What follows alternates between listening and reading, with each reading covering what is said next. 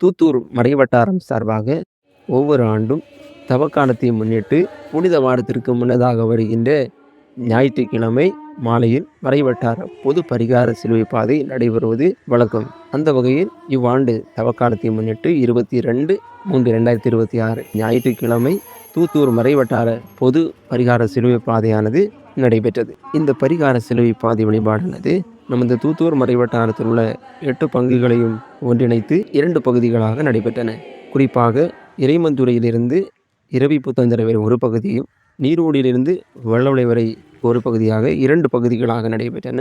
இறுதியாக அனைவரும் ஒன்று சேர்ந்து வள்ளவளை இடப்பாடு புனித அந்தோணியார் குருச்செடிக்கு அருகாமையில் உள்ள மைதானத்தில் வைத்து மார்த்தாண்டம் மறைமாவட்ட மேதகு ஆயர் முனைவர் வின்சென்ட் மார் பவுலோஸ் அண்டகி அவர்களின் தலைமையில் சிறப்பு நற்செய்தி மறைவுரையுடனும் சிறப்பு ஆராதனையுடனும் இந்த பொது பரிகார சிலுவை பாதையானது நிறைவு பெற்றது.